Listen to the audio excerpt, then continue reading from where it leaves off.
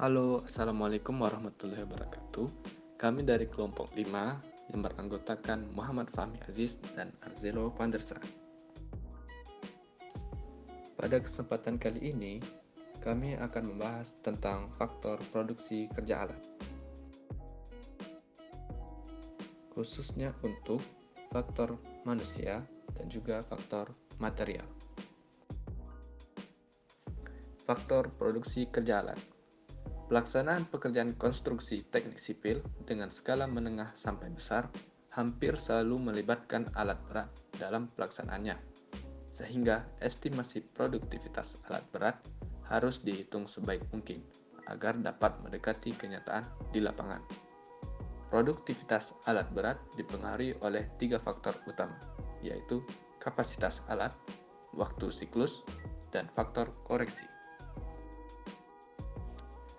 Faktor koreksi atau faktor efisiensi terdiri dari berbagai hal. Di antaranya adalah kondisi medan tempat alat bekerja, kondisi mesin, dan tingkat keahlian operator. Tingkat keahlian operator akan sangat mempengaruhi produktivitas alat berat. Faktor efisiensi kerja tergantung pada banyak faktor seperti topografi, keahlian operator, pemeliharaan, dan sebagainya yang menyangkut operasi alat. Dalam kenyataannya, memang sulit untuk menentukan besarnya efisiensi kerja, tetapi dengan pengalaman dapat ditentukan efisiensi kerja yang mendekati kenyataan. Efisiensi operator tergantung dari keahlian atau keterampilan operator dalam mengoperasikan peralatan pada saat melaksanakan pekerjaan. Keterampilan ini biasanya diperoleh dari pendidikan atau pengalaman kerja. Semakin sempurna keterampilan operator, semakin tinggi nilai faktor efisiensinya. Pengkategorian operator alat berat yang selama ini dilakukan dibedakan menjadi 3, yaitu sangat baik, rata-rata baik, dan kurang yang berlaku umum untuk semua jenis alat berat. Nah, apa saja sih hal-hal yang harus dipertimbangkan dalam faktor material? Hal-hal yang harus dipertimbangkan dalam faktor material yaitu yang pertama, klasifikasi material, yang kedua, berat isi material, yang ketiga, kegemburan material, dan yang keempat, penyusutan material. Penggolongan material berdasarkan kekerasannya. Yang pertama, tanah lunak atau mudah digali. Contohnya seperti tanah atas, pasir, lempung pasiran, dan pasir lempungan. Yang kedua, tanah agak keras. Contohnya seperti tanah liat atau lempung yang dibesarkan lengket, batuan yang sudah lapuk. Ketiga, material sukar digali atau keras. Contohnya seperti batu sabak, batu sedimen, batuan konglomerat, dan breksi. Yang keempat, material sangat sukar digali atau sangat keras, atau batuan segar yang memerlukan pemboran atau peledakan sebelum dapat digali. Contohnya seperti batuan beku segar dan juga batuan malihan segar. Baiklah, selanjutnya, dalam proses pemindahan bahan atau material, volume material ditentukan berdasarkan keadaan material itu di dalam proses pemindahannya.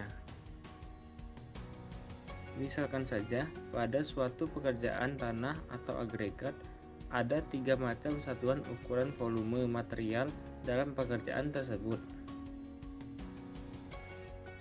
Yang pertama, tanah dalam keadaan asli atau bank. Tanah dalam keadaan asli atau bank adalah tanah atau material yang belum mendapatkan perlakuan apapun, atau dapat juga dikatakan tanah tersebut masih dalam keadaan asli di alam. Ukuran tanah demikian dinyatakan dalam satuan alam atau bank cubic meter atau BCM. Ini digunakan sebagai dasar perhitungan jumlah pemindahan tanah. Yang kedua, tanah dalam keadaan lepas atau loss. Tanah dalam keadaan lepas atau loss adalah tanah yang mendapatkan perlakuan seperti digali, diangkut, atau diletakkan. Tanah demikian misalnya terdapat di depan dozer blade, di dalam dump truck, atau di dalam bucket ekskavator, dan sebagainya. Ukuran tanah dalam keadaan lepas biasanya dinyatakan dalam lost cubic meter atau LCM. Yang ketiga, tanah dalam keadaan kondisi dipadatkan atau solid.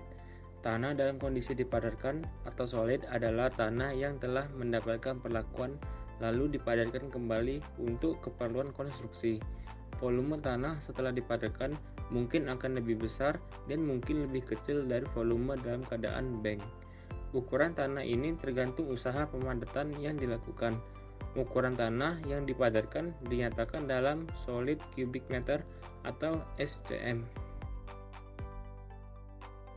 Berikut adalah perubahan volume tanah karena pengerjaan dengan alat-alat berat.